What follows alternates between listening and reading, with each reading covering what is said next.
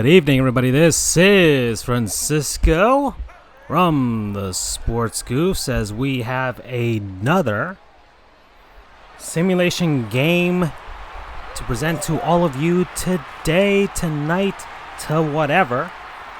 We have the Florida Marlins versus the New York Mets here from Shea Stadium. It's a lovely, lovely night out here in New York City, in Queens.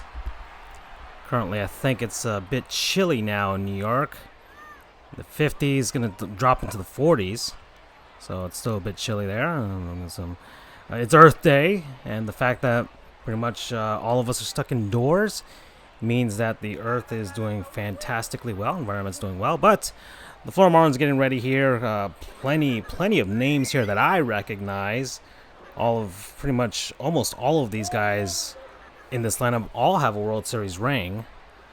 Luis Castillo, Cliff Floyd, Preston Wilson, Mike Lowell, Derek Lee, Charles Johnson, and Alex Gonzalez. The only one there, Preston Wilson, he won the World Series with the Cardinals in 2006. And the rest of the guys won championships with the Marlins either in 97 or in 2003. Ryan Dempster, I believe, unfortunately, did not win a World Series championships. Although he made some stops in some cities, some competitive teams there. Al Leiter is on the mound for the New York Mets. He won a World Series with the Marlins and the Toronto Blue Jays. I think Roberto Alomar is at second base. He won the World Series with the Blue Jays as well and is a Hall of Famer. Plenty of other guys here on the... and we'll get to him. We'll get to him there. Al Leiter and Ryan Dempster. Dempster was a youngin' here. Al Leiter, a seasoned veteran at this point in his career, as these New York Mets were the National League champions as they went to the 2000 World Series and lost against the New York Mets. All right, now, here comes Luis Castillo, a player that many Mets fans would rather forget about. Most notably for his absolutely horrendous error in a 2009 regular season game against the New York Yankees, which was nationally televised and was just an utter disaster of a dropped easy fly ball that led to the New York Yankees winning that game. As we see in good attention to detail there, a claim with a airplane taking off from LaGuardia Airport in the background. So yeah, good old Shea Stadium. Many memories there for Mets fans as one of the three ballparks the Mets have called home in their franchise history. Originally at the Polo Grounds, then Shea Stadium, and now at Citi Field as Luis Castillo with a deep drive to left center, but I think that's Cedeno out there in left field who makes the catch.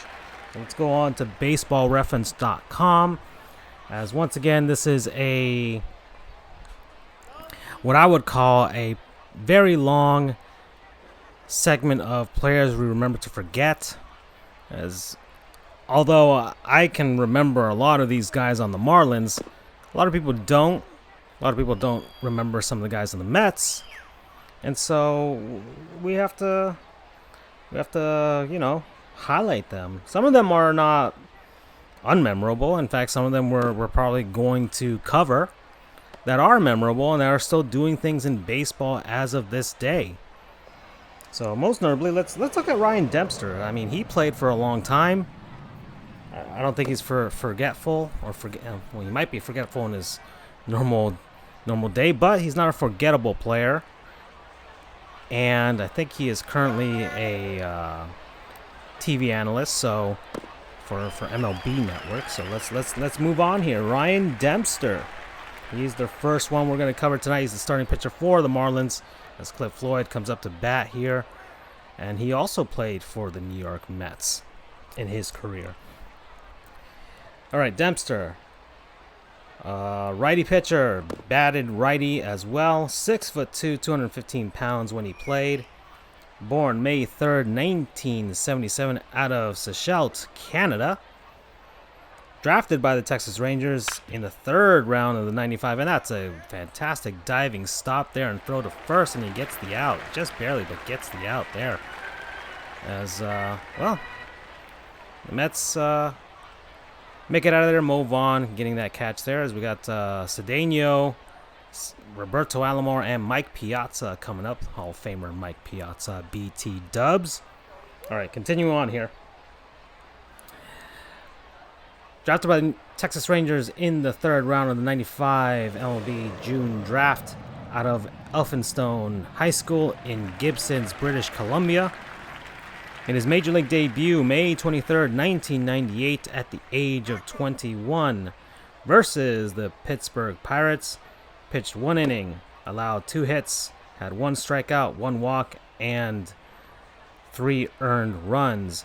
His last game ever came on September 29th, 2013, at the age of 36, versus the Baltimore Orioles. 0.2 innings pitched, allowed 1 hit, no strikeouts, no walks, and no earned runs. His full name is Ryan Scott Dempster, and you can follow him on Twitter, Dempster46.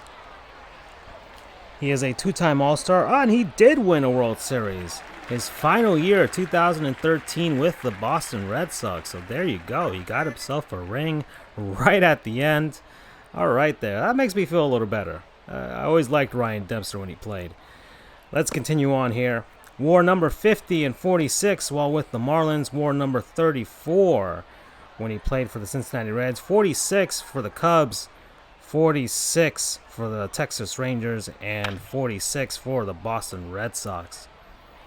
Career WAR, wins above replacement according to Baseball Reference, 18.6 with 132 and 133 win-loss record and a 4.35 ERA. So here we go.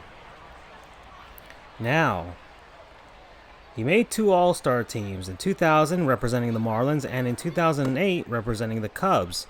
Finished 6th in Cy Young voting in 2008. Played 16 years, most of that with the Chicago Cubs, 2nd most with the Marlins, 2 seasons with Cincinnati, and then a brief 1-year stint both in Boston and Texas. So let's see here. We're going to try and figure out which one of these seasons was the best for Ryan Dempster. I mean, you would have to go with the All-Star season, so let's go with the 2. In 2000, for the Marlins, which is, I guess you would say, this version of Ryan Dempster that is pitching right now. 3 balls, 1 strike to Mike Piazza. Wouldn't be too bad of a call just to put him on at first base. Gets a strike there. Oh, no, that's a walk. Thought that was a strike. Yep, well, he walks Mike Piazza in a very dangerous Mo Vaughn here.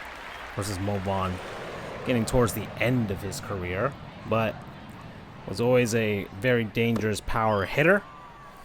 Big guy, too. Let's continue now. And we'll talk about Mo Vaughn, too. I want to talk about his career as well, now that I'm seeing it. Pop fly. Alex Gonzalez under that. Should get it. Fantastic defensive shortstop. And there you go. So there's Mr. Met there, entertaining the crowd, looking a bit scary there, actually. I don't know if he's entertaining the crowd or trying to freak them out, but he's there, and let's go now. All right. So Dempster, 2014 and 10 for the Marlins, 583 win percentage, 3.66 ERA, not the least in his career. He's actually had better seasons than that, I would say. Well, yeah, I mean, that 2008 season with the Cubs, and we'll get to that later. Let's continue on here. 33 starts, 2 complete games, 1 shutout, 226 innings pitched, allowing 210 hits, 102 runs, 92 of them earned, giving up 30 home runs, which was the most in his career. Remember, he was a youngin', although he did play in a pitcher-friendly ballpark at Pro Player Stadium. And in fact, let's think about 2000. So Shea Stadium, Veterans Stadium, Olympic Stadium, Turner Field, and Marlins Park were his, or not Marlins Park, Pro Player Stadium were the places that he primarily pitched at, being in the NL East. So, that's a lot of home runs there. But then again, Mark McGwire, Sammy Sosa, and Barry Bonds were doing their thing around this time too. Steroid era. So we can also chalk it up to that too. 97 walks allowed. 7 of them intentional. 209 strikeouts, which was a career high for him. And there you go. So his other season, 2008, at the age of 31 for the Cubs, had a 2.96 ERA, 33 starts, 1 complete game, 206 innings pitched, 174 runs allowed, 75 runs scored, 68 of them earned, allowed only 14 home runs, which so he cut that by more than half in his 2008 season than his 2000 season, and 76 walks allowed, 187 strikeouts, so a lot lower in the strikeout count, as the most he ever had was in 2000 with 209, and then the second most was 208 in 2010 with the Cubs. But he did make the All-Star team, and he placed 6th in Cy Young voting. Let's take a look at his 2013 when he won the World Series with the Red Sox. Went 8-9, 4.57 ERA, started 29 games, 171 innings pitched, allowing 170 hits, 157 strikeouts, 87 earned runs, allowing 26 home runs. So that was his final year in baseball at the age of 36. Let's take a look at his postseason pitching. Pitched in 3 playoffs, 2007 and 2008 with the Cubs, and 2013 with the Boston Red Sox. The Cubs were eliminated in the division series in both those years, 2007 and 2008, by the Diamondbacks and the Dodgers, as he only pitched 1 game in each of those, didn't get a decision, only pitched 1 inning in 2007 and 4.2 innings in 2008. Horrible start by him there, as he allowed 4 earned runs against the Los Angeles Dodgers. In 2013, in the American League Division Series against the Rays, he pitched 1 game, 1 inning only, allowed 1 hit and had 2 strikeouts. In the ALCS against the Detroit Tigers, also 1 game, 1 inning pitched, allowing 1 hit, and that was it. And in 2013, against the St. Louis Cardinals in the World Series, pitched 1 game, 1 inning, allowed 2 hits, and 1 earned run, that being, one of them being, that earned run being a home run, and had 1 strikeout. So not a great World Series showing. They kind of just shut him down after that, but he got himself that ring. So that's all I could say there for Ryan Dempster. And he had no at-bats in that World Series, and only 2 plate appearances in the 2008 playoffs, and he got a hit. So he does have a postseason hit. So let's continue on here. When did he get paid the most? Like, what single year did he get paid the most? That would be 2012, when he got $14 million from the Chicago Cubs. All right. And look at the transactions, as the Marlins are up 2-0 BT Dubs, everybody. Man, the Marlins have been doing fantastic in these. Oh, and that's a error right there at third base. Everybody's safe now. Ryan Dempster sliding into third base there. As the Marlins getting stuff going here. I've been too focused on the history of Ryan Dempster, not realizing that he is showing off his wheels on the bags. 2 outs now. Erik Owens is up. Man, I forgot that guy played here.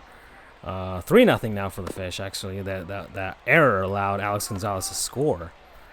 So Castillo is on. Erik Owens, man, I completely forgot you existed. Wow. That in-between period between 97 and 2003. Anyways, let's finish up Ryan Dempster and we can get to Erik Owens. Try and cover a Marlin, a Met, then a Marlin, and a Met, then a Marlin, whatever. Actually, no. We'll cover a Met after this. So, Ryan Dempster. Once again, 95, drafted by the Rangers in third round. August 8th, 1996, traded by the Texas Rangers for a player to be named later to the Florida Marlins for John Burkett. The Texas Rangers sent Rick Helling to the Florida Marlins to complete the trade. Rick Helling would earn himself a ring with the 97 Marlins and came back to the Marlins 2003, but did not stick around. I think he was traded back to the Texas Rangers for Ugueth Urbina. So there you go for that. 2002, Ryan Dempster was traded by the Florida Marlins to the Cincinnati Reds for Juan Encarnacion, Wilton Guerrero, and Ryan Snare. Juan Encarnacion would contribute as the right fielder for the Marlins in that 2003 season.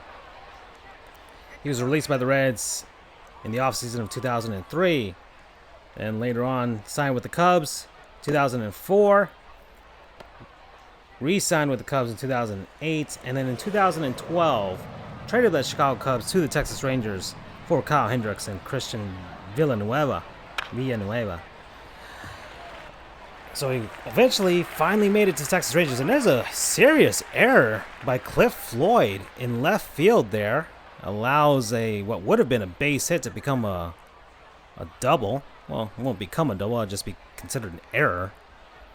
So there you go. It goes all the way, almost up to the wall. Preston Wilson racing over to get that. And Jeremy Burnitz is now up. Had himself a nice 2000 season, 34 home runs. So, yeah, and I have the Mets wearing their gray road uniforms from I think the 1969 season. I did not know it would be those uniforms that they would be wearing. I just kind of clicked alternate throwbacks and stuff, and then that eventually is what I got. And the Marlins are just wearing their normal road uniforms at this time of the franchise history. So weird, but hey, this is what we got. Anyways, let's continue on. 2012. Well, actually, 2013. He was in the offseason of 2012. Ryan Dempster signed with the Boston Red Sox and ended up being a fantastic career decision as he won the World Series. So, went out on top. Alrighty. So, let's see. Jay Payton. I wanted to talk about Mo Vaughn. We all know Ryan Dempster is currently with MLB Network, so we know what he's doing. And that's going to be a home run. That heads out to left field. That's it. That's gone. Nice shot there to left field. Just misses bleachers, kind of bounces back into the bullpen. But the New York Mets finally have a run here, as Mr. Met still looking terrifying in the background there, scaring all men, women, and children, and even certain species of birds. Ray Ordonez now, but let's get to Mo Vaughn, please. Can we get to Mo Vaughn? Been waiting forever to get to Mo Vaughn. Here we go, Mo Vaughn. There's our big guy. Maurice Samuel Vaughn. And a base hit there. Ryan Dempster struggling a little bit here. Well, that was a 2-run home run. Did not realize that. So the New York Mets racing back here, and this is a 2000 Mets team that could easily find a way to get back into this game. Here comes Al Leiter now. Probably looking to bunt. There it is. Trying to move the runner up to second base. That goes foul. Let's see. Try number 2 for Al Leiter. Al Leiter would eventually come back to the Marlins in his career. That's a bunt down the line. Mike Lowell with a barehanded grab and gets Al Leiter at first base. That's a nice play by Mike Lowell. Gold Glove third baseman. So, to be expected. To be expected. Now then, Roger Cedeno is up now. Looking to tie this game with a base hit here. Kind of pay a little attention to this game here as this. And that's going to be it right there. That's going to be a double. And Ryan Dempster has lost a early 3-0 lead. Now 3-3. An opposite field hit. Fantastic placement with Roger Cedeno. Cliff Floyd gets that back in. But that's an easy stand-up double. Hall of Famer Roberto Alomar now. As now the New York Mets are in prime position to take the lead here.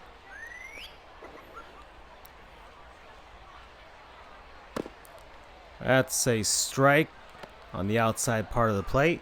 Mo Vaughn, first baseman. Lefty batter.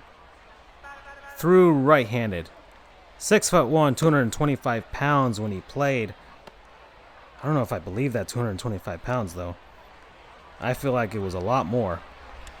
Anyways, born December 15th, 1967. He's currently 52 years old from Norwalk, Connecticut, and that's a strikeout. And, well, we have a tie game. Brand new ball game now. 3-3. Both teams have a single error. Marlins 5 hits, Mets at 4 hits. Power part of the Marlins lineup is coming up now. Cliff Floyd, Preston Wilson, and Mike Lowell.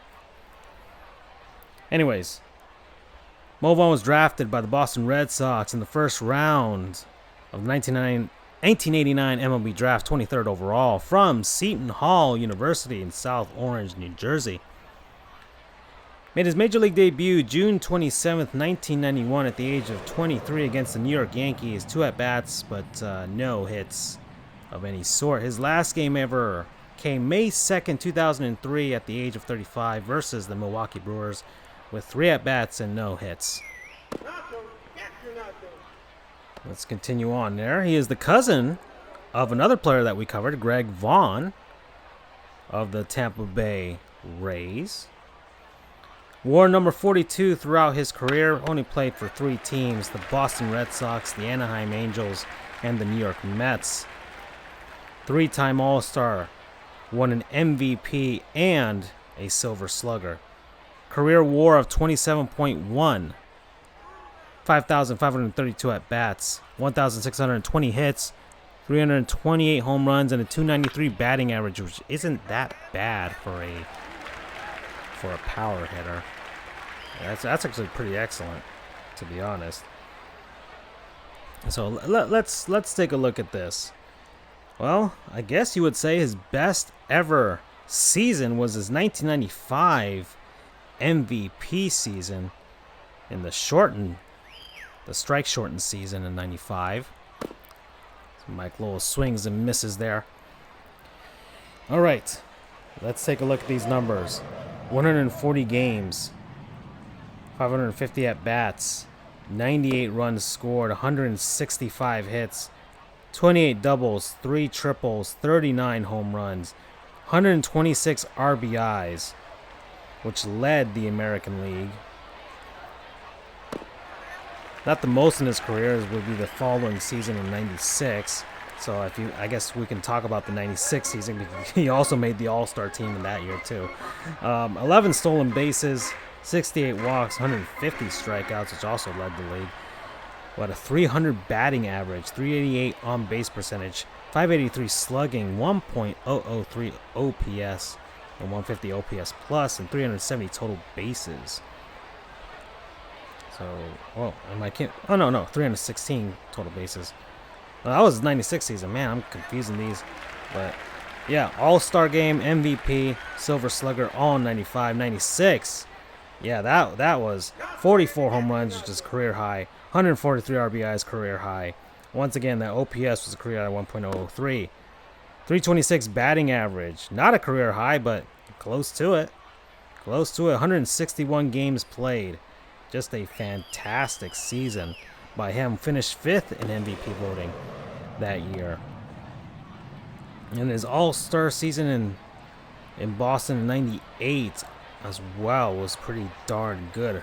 I mean, Mo Vaughn, his peak years there, 95, 96, 97, had some injuries there, missed 21 games, but yeah, 98, that basically his peak years, and I guess you would say probably his 2 seasons in Anaheim weren't too shabby either. They weren't exactly the same. He hit 337 in '98 for the Red Sox.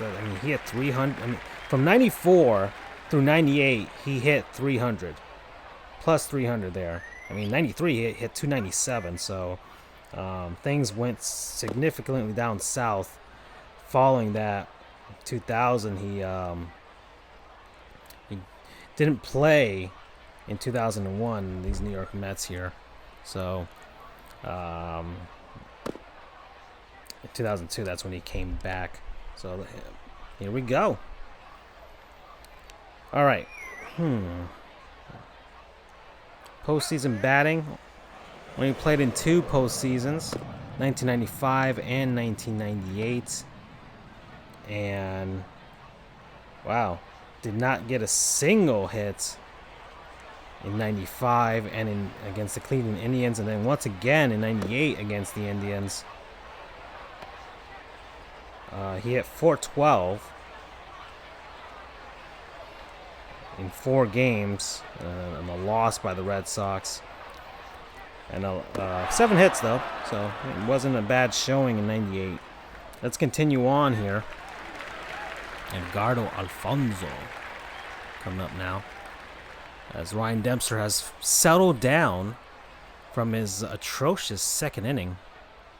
So both teams starters are at an atrocious inning, each of them, and have settled down now here in the third. But third isn't over yet. Ryan Dempster trying to get Edgardo Alfonzo right now. As look, I spoke too soon. That's a double to right center field, as Preston Wilson gets that back in, and he slides in for the double there. I spoke way too soon there. All right, let's look at the transactions here. Drafted in 1989, like I said. Speaking a little too fast here. Granted free agency. December 11th, 1998, he signed with the Anaheim Angels. And in 2001, the offseason of 2001, he was traded by the Angels to the New York Mets for Kevin Appier. So that's it. That's Mo Vaughn. So peak years in the mid to late 90s, and then kind of fell off the wayside from there. Okay, so that's a New York Met. So we're going one by one here. So we'll look at Erik Owens, who is on this Marlins squad. So we'll see if Ryan Dempster can get himself out of this jam with the guy on second. 2 balls, 1 strike now to Jeremy Burnitz. Another guy, actually I'll cover him next for the New York Mets here. And that's a ball. So we've got 3 balls, 1 strike. So we'll see what Dempster tries to do here. Places it right down the plate. That's a foul ball. Burnitz gets past Mike Lowell down the third base line. And let's see. Runner, everybody's going. And that's a... Wow. Wow, he just froze him at the plate there. I guess he didn't expect that. That's a strikeout. And Dempster gets out of it. Still 3-3. Heading into the top of the 4th inning here from Shea Stadium. All right, Erik Owens, you are up next. And, okay, you wore a lot of numbers in your career. Dear Lord. I mean, you only played for, well, you played for 5 teams over the course of your 9-year career, but you changed your number so frequently. Sheesh. All right, Derek Lee is now up against Al Leiter. We'll see what he does here. That's a ball inside from line. All right, Erik Owens now. Erik Blake Owens, outfielder, batted righty, also threw righty. 6'1", 185 pounds when he played.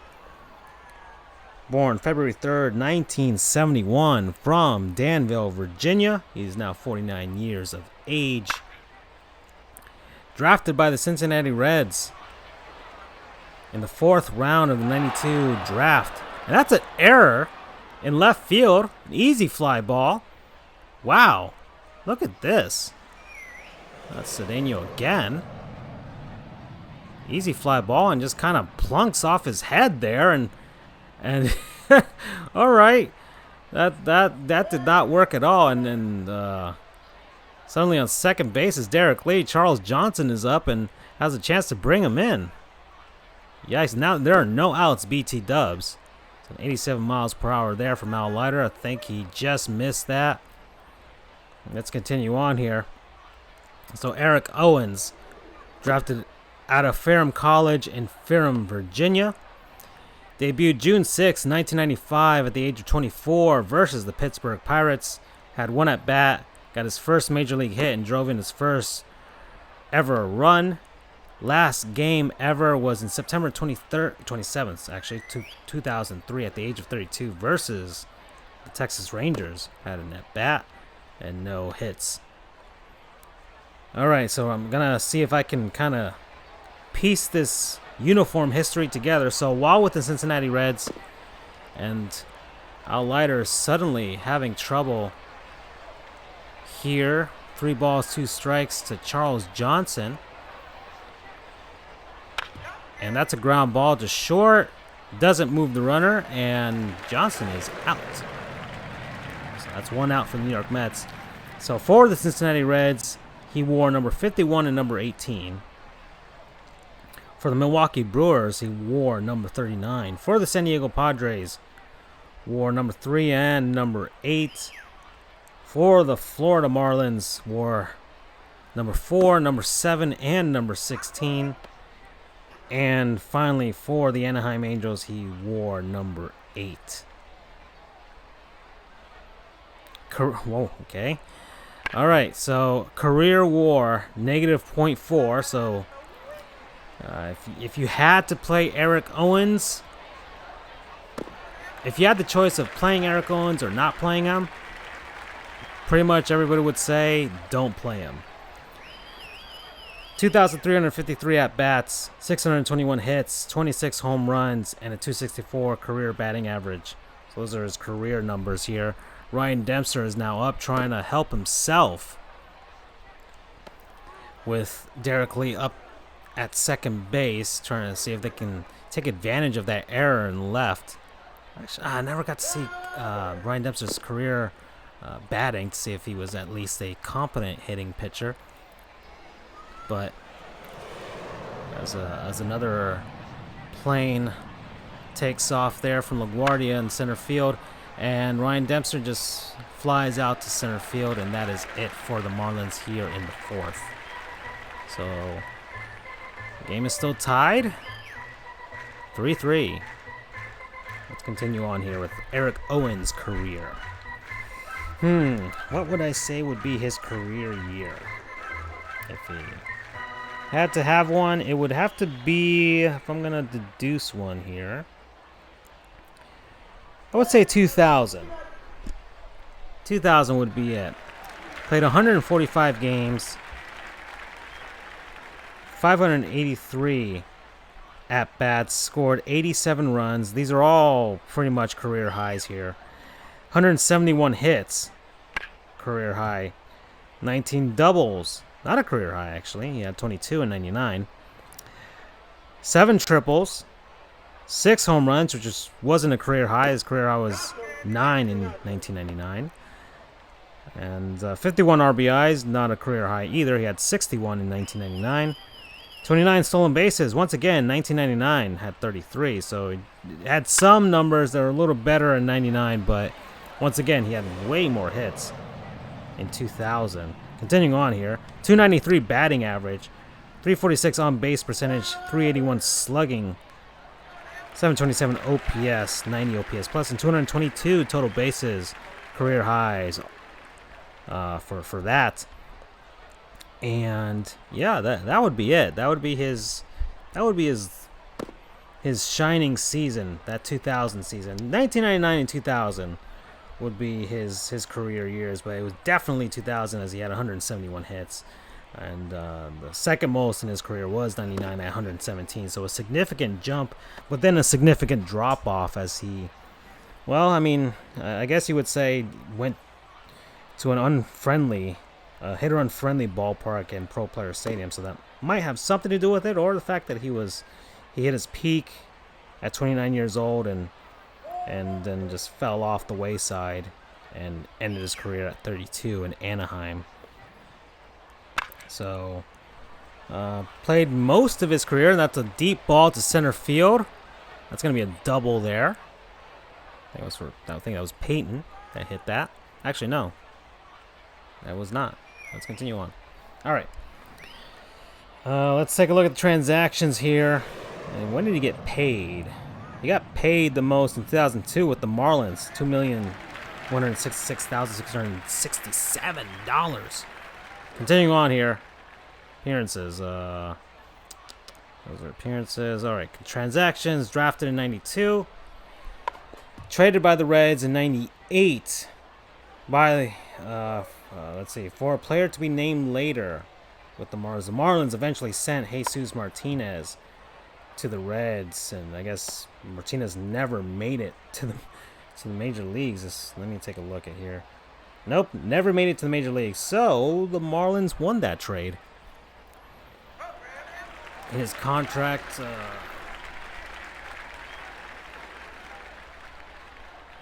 in 98 was purchased. Okay, so in March of 98, during spring training, he was traded to the Marlins. But then the Milwaukee Brewers, because the Marlins were in their great fire sale, they purchased his contract.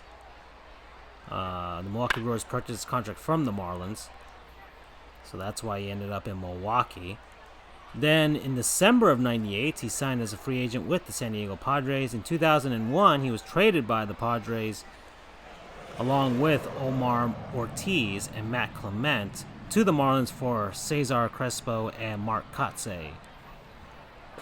2002, in offseason of 2002, he signed with the at then world champion Anaheim Angels. And 2004, he signed as free agent with the Seattle Mariners. I'm assuming on a minor league contract because they released him in spring training. 2004, April, he signed with the Detroit Tigers, and they also, I guess, buried him in the minors, and that was it. So that was it for Erik Owens' career. All right. Hold on. Let me take a look at good old Wikipedia to figure out if Erik Owens has done anything interesting with his post-baseball career. I don't think it's this version of Erik Owens. I got a opera baritone singer. There we go, Erik Owens. There you go. All right, I found him. Huh. All right, so let's take a look. He has done stuff post-baseball career now. And following his playing career, Owens was hired by the Angels as the hitting coach for their Single-A Midwest League affiliate, the Cedar Rapids Colonels, in 2006. Returned to the Rapids in 2007, and that ball is down the left field line, and that looks like it's going to get out. And nope, it just hits off the wall, but we're going to get a run scored here as the Marlins take the lead. Take a look at that. I think he just missed a home run. Let's take a look at that. Hopefully we can get a nice look at just off of that large left field wall. Eases into second. Luis Castillo scoring there. Cliff Floyd now up to bat. Can also drive in another run. And the Marlins have something going here with no outs. And a 4-3 lead here in the top of the fifth inning. All right, can we go back to Erik Owens' post-career here now? He went back to 2007 to Cedar Rapids, served in the same capacity with the AA Arkansas Travelers in 2008. After that, he managed the Rancho Cucamonga Quakes and later worked as a roving instructor in the Angels minor league system. And that's a ground ball to short. Easy throw to Vaughn there at first base, and Cliff Floyd is out. Doesn't move the runner up.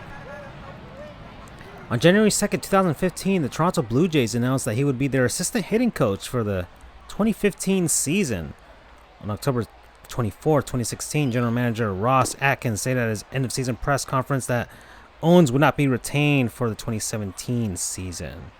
So he was there with the Blue Jays when they were making their playoff runs.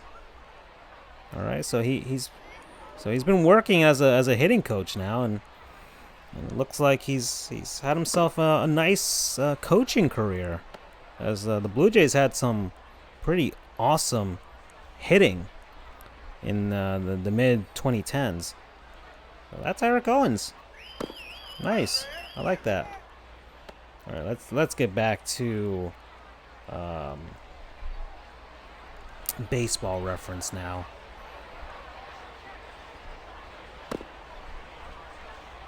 See, Al Leiter's trying to get himself out of this, but in a bit of a jam here with the guy in first and second and one out. Mike Lowell up.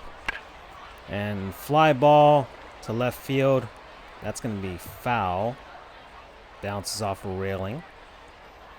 So 1 ball, 2 strikes now.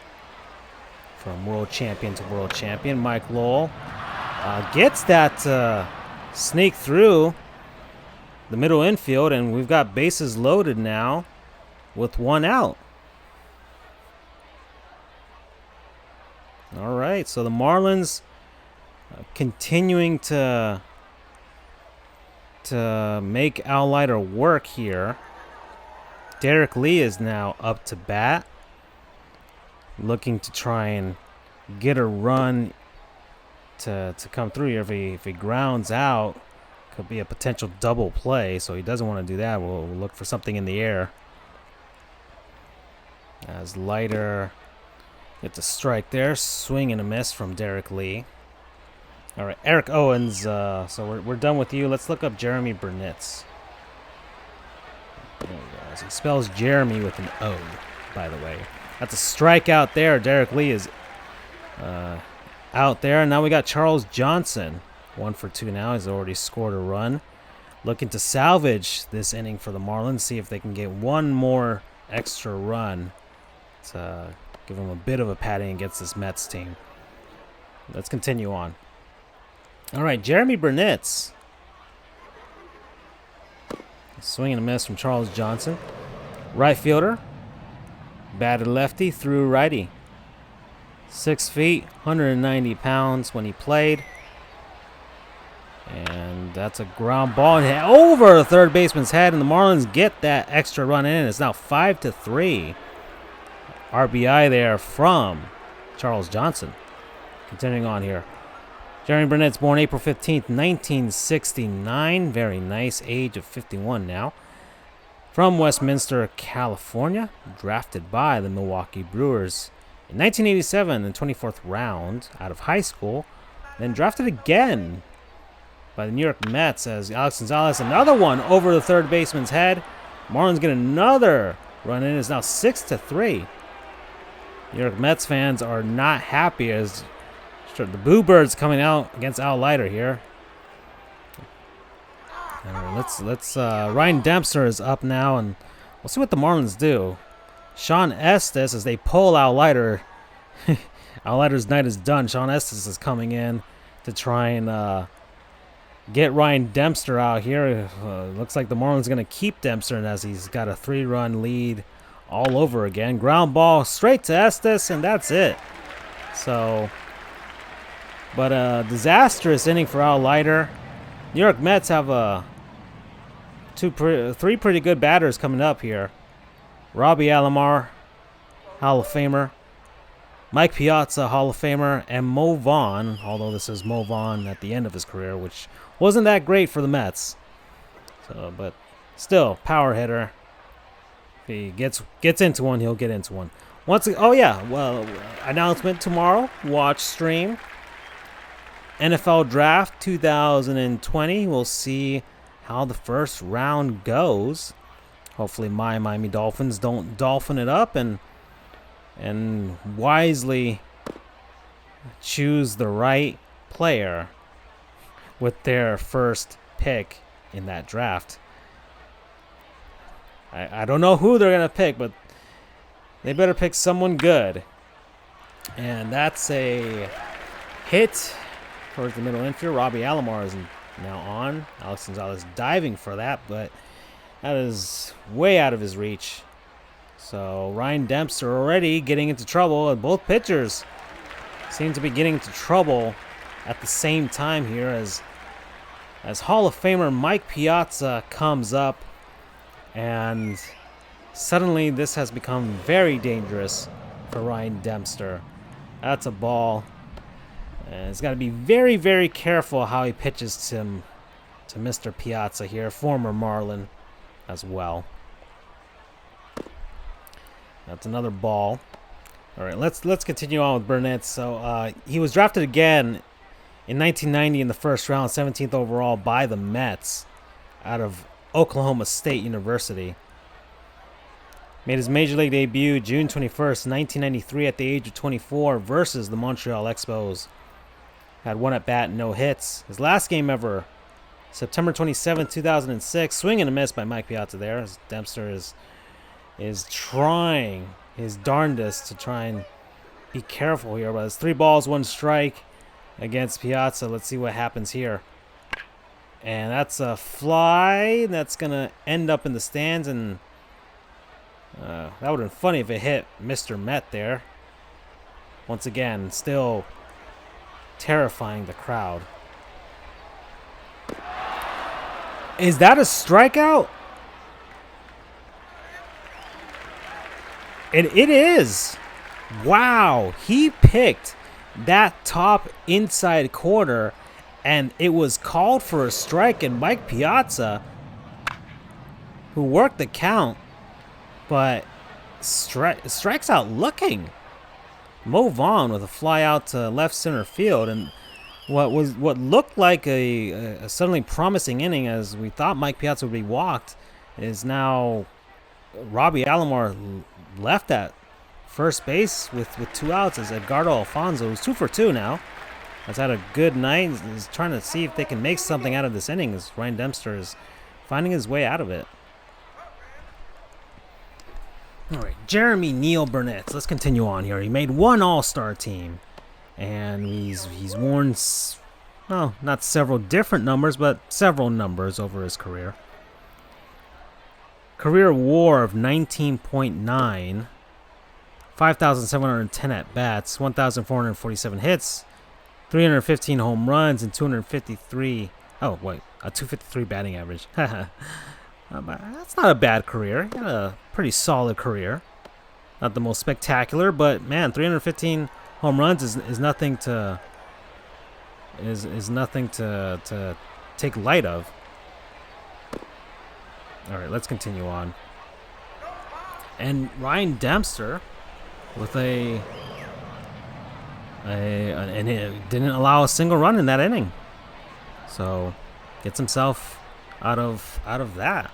New York Mets not finding a way to get things done. Well, that's kind of reminiscent of those 2002, 2001, 2003 Mets. They just weren't good enough. Luis Castillo now 2 for 3, has a run scored and an RBI already.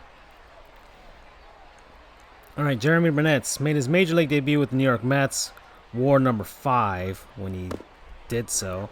Then went to Cleveland, WAR number 23 and number 20. Then Milwaukee, stuck with number 20 with the Brewers. Then came back to the New York Mets and stuck with number Luis Castillo with the opposite field drive to left, but that's an out. All right, stuck with number 20 with the Mets. Then number 21 with the Los Angeles Dodgers. Then number 35 with the Colorado Rockies. Then number 3 with the Chicago Cubs. And finally, number 3 with the Pittsburgh Pirates. So he played in his 14 years, played for the Milwaukee Brewers, New York Mets, the Cleveland Indians, the Colorado Rockies, the Pittsburgh Pirates, the Los Angeles Dodgers, and the Chicago Cubs. Let's take a look at that transaction history here, see how he moved from team to team. Drafted by the Brewers in 1987, but didn't sign. Drafted again by the Mets in 1990 out of Oklahoma State and signed with them. And made his major league debut with those Mets. In 1994, offseason 94, he was traded by the Mets to the Cleveland Indians for a player to be named later, along with Paul Bird, Jerry Dipoto, and Dave Meliski. The Indians sent Jesus Azuaje, who ended up in the minors, to the New York Mets to complete the trade. So I would say the Mets lost that trade. In August of 96, he was traded by the Indians to the Milwaukee Brewers for Kevin Seitzer. January 21st, 2002, traded as part of a 3-team trade by the Milwaukee Brewers along with Lou Collier, Jeff D'Amico, Mark Sweeney, and Cash to the New York Mets. The New York Mets sent pinch hit king Lenny Harris and Glendon Rush to the Milwaukee Brewers. New York Mets sent Benny Agbayani, Todd Zeile, and Cash to the Colorado Rockies. And the Colorado Rockies sent Ross Glode and Craig House to the New York Mets. And the Colorado Rockies sent Alex Ochoa to the Milwaukee Brewers. And seeing as how pretty much all those teams didn't make the playoffs in that 2002 season, I would say it was all for naught with regards to that entire trade.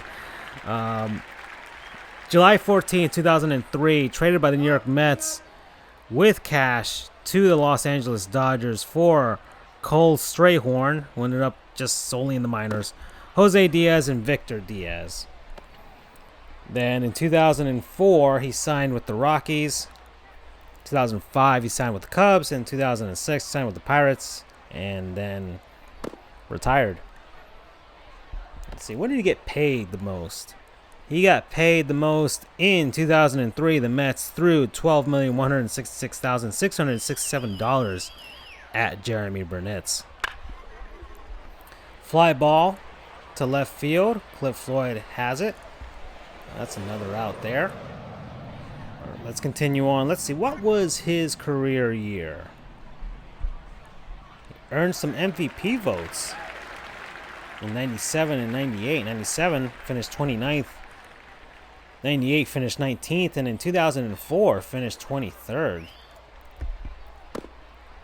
But he might have had that Coors Field effect as he played for the Rockies that season. Hit 37 home runs. I would say that's the Coors effect, to be honest. Anyways, let's see here. 1999 was his lone All-Star appearance, although he only played 130 games. So that ball is headed deep into left, and that's gone. That's a home run. Look at this. Puts a drive into it, and yeah, that's a big mistake there by Ryan Dempster. New York Mets, and gosh darn it, man. What is going on with Mr. Met over there? Just continuing to terrify that crowd. Dear Lord, 6-4 now. See what the Marlins do. They continue with Ryan Dempster, as there's only one out, and there's still a 2-run lead in this game. All right, Burnitz. What would be his career year? Although he made the All-Star team in 1999, he had 33 home runs, only played 130 games. So, I mean, imagine if he had played a full season. That's, wow. Missing 32 games, he would have, I mean, he would have hit over 40 at least. Don't know if he would have threatened for 50, but I mean, it was the late 90s and early 2000s. So a lot of guys were hitting we're hitting 45 plus 50 around that point, steroid era. Although his 99 season was good, and then limited time that he had, that 2004 season in Colorado, Coors effect and all, I don't know.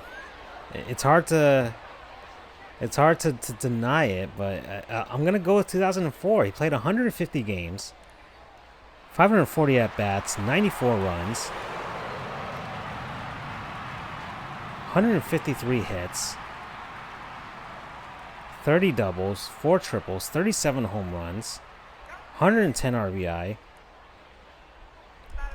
I don't know. It's hard to kind of pinpoint. I mean, his 98 season was probably even better, and he didn't make the All-Star team that year.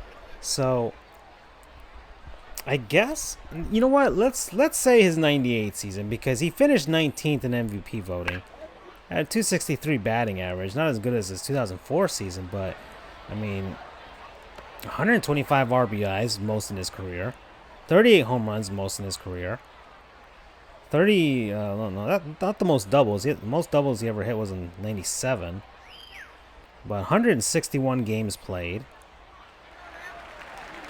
92 runs scored. 160 hits, most in his career. Yeah, his 98 season, at the age of 29, that would be his career year.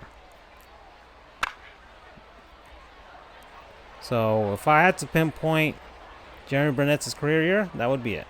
All right.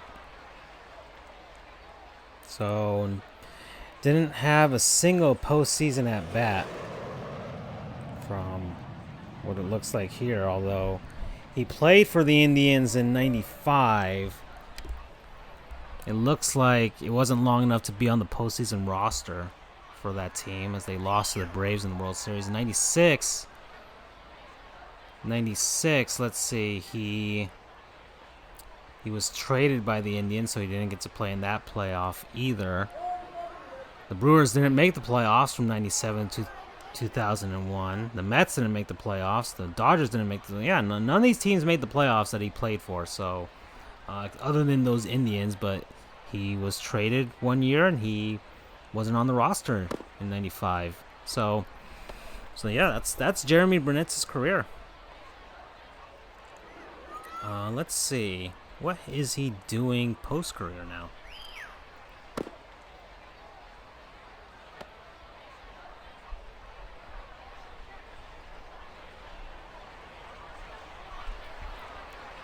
Who's up now? Is that Preston Wilson? It is. All right. And I should take my time with this Mets team here. If this baseball season still hasn't gotten underway, we're gonna see the Mets often, as they're their division rival of the Marlins.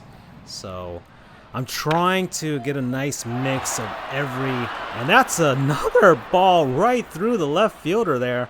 Man, that it is 6-5, but there have been a lot of errors out there in left for the New York Mets, and it's given the Marlins a lot of chances here, and the Marlins have been able to capitalize. So Derek Lee is now up. He's gone 1 for 3 now and has scored a run. But the Marlins, with 1 out here, and they're going to intentionally walk him to allow for the double play situation. So not a bad thought by the Mets, but Charles Johnson is coming up. He's already 2 for 3. So, and he's already got an RBI. All right, Jeremy Burnitz, and his photo on Wikipedia has him from his 2004 season. So let's see, career. Talks about his career.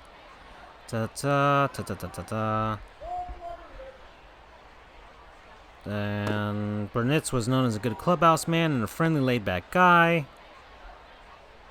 In 2006, he held an interview in order to apologize for failing to run out a grounder, then joked about the challenges that his team would face during the rest of the season, saying, "I'm your highest paid free agent." That, in and of itself, should tell you the big picture that the team's in. Yeah, the 06 Cubs team. 07 and 08 is when I think they made the playoffs. But that's a fly out there, as the runner at second is tagged up and is moved to third. It's Mike Lowell. He could have been tagged out there, moving into third. But guy in first and third with 2 outs for the Marlins. See if they can make another mistake in left field turn into a run. All right, so Alex Gonzalez is now up. 2 for 3 now. A pretty good night for Alex Gonzalez. Not the best hitting shortstop. And yep, there it is. An RBI for Alex Gonzalez. A hit to left center field. Scores Mike Lowell. That's a double there as the guy, and they're sending the runner in. No, that was Derek Lee. And the Marlins tacking in 2 more runs on a fantastic double by Alex Gonzalez. And once again, mistake in left by the New York Mets ends up being runs for the Marlins. It's Braden Looper now. I thought he was coming up to bat. That would have been nice of seeing a reliever coming up to bat. But Billy McMillan, holy shoes, that's a name. That's a guy I didn't even realize was on the Mets or the Marlins. Now we're going to have to look at him because I have not heard of this guy. Billy McMillan. As he hits a ball to left center field. Nobody's going to get to that. That's... the left fielder finally making a play there, busting his butt to get to that ball. I thought that was going to drop in, but didn't. But hey, man, the Marlins, another 3-run lead here. 8-5. 7th inning stretch. New York Mets, Hall of Famer coming up. We'll see what they can do. Billy McMillan, look at this. Mike Piazza's 0 for 2 now. But once again, Hall of Fame catcher, power hitter. Not gonna take that lightly. All right, Billy McMillan, left fielder and pinch hitter. Lefty batter, through lefty as well. 5'11", 172 pounds when he played. Born November 17th, 1971, out of Alamogordo, New Mexico. He's now 48 years old. Drafted by the Florida Marlins in the 8th round of the 93 draft from Clemson. Made his major league debut July 26, 1996 at the age of 24 versus the San Diego Padres. Had 3 at-bats and his first major league hit.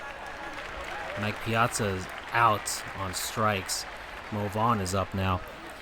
His last ever game was October 3rd, 2004 at the age of 32 versus the Anaheim Angels. Had 3 at-bats and no hits. That's a fly out to left, as it looks like there are some guys warming up in the bullpen for the Fish. Wore several different numbers over his career, but let's try and see if we can kind of put this together now. Played for the Oakland A's, the Detroit Tigers, the Florida Marlins, and the Philadelphia Phillies. With the Marlins, he wore number 40. With the Phillies, he wore number 41. With the Tigers, 74 and 43. And with the A's, 49 and 13. Career WAR of .4. So he's already doing better than Erik Owens here. That's a base hit to center field. So there's a guy on at first base, but with 2 outs here in the 7th for the New York Mets. 601 at-bats, 149 career hits, 16 career home runs, and a .248 career batting average for Billy McMillan. Made his major league debut with the Florida Marlins. So Let's take a look at his transaction history because he's with the Marlins in this game, but in real life, he didn't play in 2002.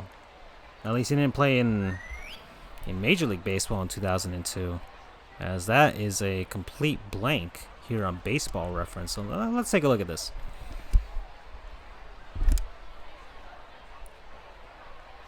All right. June 3rd, 1993, he was drafted by the Marlins. July 21st, 1997, he was traded by the Marlins to the Phillies for Darren Daulton. Darren Daulton, a key contributor for the Fish in that 97 World Series championship, and he finally got himself a championship there. Rest in peace, Darren Daulton. All right, continuing on here. Signed with the Phillies in free agency for the 99 season. 2000, he signed with the Detroit Tigers. On June 13, 2001, was placed on waivers, and the Oakland A's picked him up. Then in December of 2001, he signed as a free agent with the Marlins, and then the Marlins released him at the end of spring training in 2002. On April 8th, 2002, he signed as a free agent with the New York Yankees, but I guess the Yankees had him buried in the minors as he didn't play a single game for the Yanks. On December 3rd, 2002, he signed as a free agent with the A's and played for the A's for a couple seasons. Then December of 2004, he signed with the Red Sox, but nothing came of that.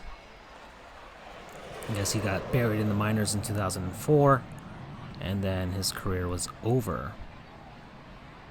So, let me look up Billy McMillan on Wikipedia. So, William Edward McMillan. I want to see if he's doing anything post-career. Managing and coaching career. Here we go now. And I haven't talked about his seasons, and I'll get to that, but I just want to look it up now because I'm kind of interested to see what he did post-career. So Billy McMillan joined the Boston organization, the Red Sox, as a batting coach of the Single-A Greenville Drive of the South Atlantic League in 2008-09, then was promoted to their manager in 2010. 2 seasons with Greenville, had a .556 winning percentage and 1 playoff appearance. Then, on January 20th, 2012, he was promoted to manager of the Salem Red Sox of Class A Carolina League. After finishing 1 game under .500 in 2012, he was rehired as Salem's manager for 2013 and led them to the Carolina League Championship. Salem won the second half Southern Division title and then bested the Myrtle Beach Pelicans and the Potomac Nationals in the playoffs. Salem Red Sox won their final 11 games during the regular season and playoffs. On December 18, 2013, McMillan was promoted to the manager of the Portland Sea Dogs, the Red Sox affiliate in the Double-A Eastern League for 2014. McMillan returned to Portland as a manager 19 years after starring for the Sea Dogs in 95 when they were affiliated with the Marlins. Oh, that's cool. That's a nice return to Portland. That season, the 23-year-old McMillan, when he was in minor leagues, batted .313 for Portland with 14 home runs and 93 RBI. Led them in the Eastern League in hits and was named as the Marlins Minor League Player of the Year on the Eastern League All-Star team. All right. Managerial debut with the Sea Dogs in 2014. First place finish in the Northern Division. 88-54 record. Named Manager of the Year. Let's see, and look at the players that he managed. Mookie Betts. That's the one you got to highlight there. He managed Mookie Betts, Blake Sweetheart, Henry Owens, Devin Marrero, Brian Johnson, Edward Rodriguez, and Travis Shaw. All but Rodriguez were promoted to the higher levels. Betts making his major league debut in July with the Boston Red Sox. And then, let's see, by the Eastern League playoffs, Portland fell to the Binghamton Mets in the first round. But McMillan was rehired for the 2015 season. And then between 2016 and 2018, he was a roving minor league outfield and base running coordinator in the Red Sox farm system. And then he returned to managing in 2019, 12th year with the Red Sox. Became the 18th manager in the Paw Sox AAA history and 21st overall since the team was established in 1970. Wow, look at this. He's got a career through 2015. McMillan's 6-year regular season won-loss record as a manager is 440 and 400. 2019, the International League announced that he would be inducted into its Hall of Fame. So Billy McMillan, not a spectacular major league career, but his minor league coaching record is fantastic. He has moved up the ranks. He is now in AAA. I mean, who knows? Look at the Red Sox situation right now with regards to managers. Could it be that Billy McMillan could one day become the manager of the Boston Red Sox? It could happen. He's moved up the ranks. He deserves a look. He deserves a look by some major league teams. Sheesh, he has developed player after player in the minor leagues for the Red Sox, and mind you, Boston Red Sox during this time period. Let's see, 2008, 2009 was the beginning of his tenure with the Red Sox in their minor league system, and that's another error in left field, this time by Cliff Floyd, as the New York Mets have made it 8-7 now. So just error after error in left field. I don't know what's going on in left field at Shea Stadium. There must be like a hill or something, a little bump out there that's causing their outfielders to kind of miss routine fly balls and routine grounders. It is now 8-7. There's one out here. A guy on second base with Hall of Famer Roberto Alomar at the plate. But let's get back to Billy McMillan. Billy McMillan. Holy crap. Roberto Alomar. A go-ahead home run. The New York Mets are now winning this game. Holy shit. An opposite field shot to left field, and the Marlins have found a way to choke this game away. Up 8-5 at one point. Dear freaking Lord. This is amazing. It is now 9-8. Mike Piazza is up now. I don't know what's going to happen. Borland is the pitcher for the Fish. I have to look this up after Billy McMillan, because this is an amazing. I mean, granted, error in left field allowed for that to happen, but my oh my, it was 8-5 at one point. It was 8-5. Fly out here by, well, I don't know. It's going to left field. Anything could happen at this point. Cliff Floyd under, and he catches it. So Mike Piazza has been neutralized so far in this game, but the New York Mets finding a way to score runs anyways. It is 9-8 here with 2 outs. In the 8th inning, Mo Vaughn is up. He's gone 0 for 4. So, okay, so Billy McMillan. So if you're a Major League Baseball team that has some youngsters and are looking to develop, down there at the bottom level, Kansas City,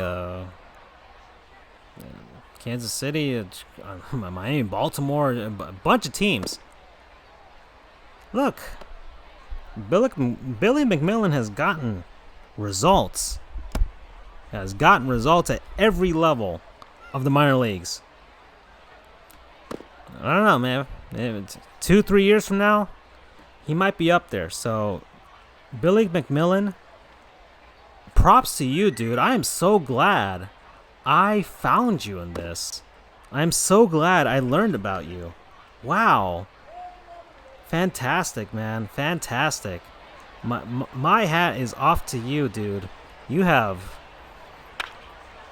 Hold on, what was your career year while you played? I guess 2000 or 2003. Let's go 2003. Yeah, 2003. Let's say your 2003 season with the Oakland A's. Now this is Moneyball A's. Moneyball A's. But you played 66 games, career high. 153 at bats. Scored 15 runs, got 41 hits, career high. 11 doubles, career high. 6 home runs, another career high. 26 RBIs, career high.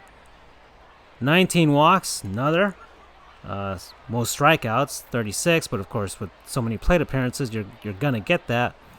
268 batting average, not a career high. He had a better average in Detroit in 2000. He had a 301 then. And continuing on here, 354 on base percentage, 458 slugging, 812 OPS, 114 OPS plus, and 70 total bases, career highs there. So that would be his career year, 2003 with the Oakland A's. Those the Moneyball A's at the age of 31, and they lost the division series to the Boston Red Sox in 5, and they won 96 games that year, winning the AL West. All right, let's continue on here. So Billy McMillan, man, do you have your salaries? When did you get paid, dude? You got paid the most with the Oakland A's, $450,000 in 2004. All right. So that's a grounder. A fantastic diving stop there at third to get Lowell. One out now. The Marlins, their last chance, and I guess we won't get to one last player. Let's just focus on this last chance for the Marlins. What a fantastic comeback by the New York Mets. Error after error in left field by both teams, causing the barn burner of a score that you can see in the top left corner. Derek Lee now down 2 strikes with 1 out. Marlins trying to find a way to tie this game. One last miracle, but that's a strikeout there.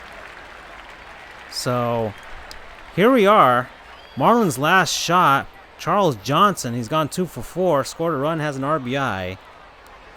He has some pop, but it's going to be really hard to do that right now. That's a strike, swing and a miss there on the outside corner as Jeremy Guthrie is looking to get the save here. That's a base hit into left. Charles Johnson keeping the Marlins alive here in the top of the 9th inning. All right, who's coming up now? Alex Gonzalez, 3 for 4, has a double. As what? No, we got a pinch hitter. Oh, pinch runner. Pablo Ozuna, very smart to switch out your catcher. Pablo Ozuna, I think, won the World Series as a utility player with the White Sox, but I'm not sure. Fly ball to center field, and that is it. The Marlins have lost this game 9-8 to the New York Mets. Wow. 16 hits by the Mets with 3 errors, 14 hits by the Marlins with 2 errors. Winning pitchers, Pedro Estacio. Losing pitchers, Toby Borland. Saved by Mark Guthrie. All right. Let's take a look at the box score here. And woof. All right, so Marlins didn't get a single home run, but a lot of runs scored here. As I'll just kind of scroll on through it, but Cliff Floyd with 2 errors, both bobbles. And then there's the batting there as Robbie Alomar, Hall of Famer, put the New York Mets ahead with a opposite field home run to left, 2-run homer that got them up to 9 runs. So there you go. There you go there. All right, so And yeah, Cedeno out and left as well. 3 errors. A bobble, an error on a catch, and then another error on a bobble. And that's it. So we're done. We're done here from Shea Stadium. So thank you everybody for watching this. New York Mets win 9-8 against the Miami Marlins. Tune in tomorrow. We're going to try and get a live stream of the NFL draft. My reactions. Hopefully I'll get some people to join me. Charles or Andrew. Maybe I can coax Doug into it. I'm not sure. But regardless of that, everybody stay safe. Wash your hands. Stay inside if you absolutely can. Please. And we'll see you guys next time. Take care.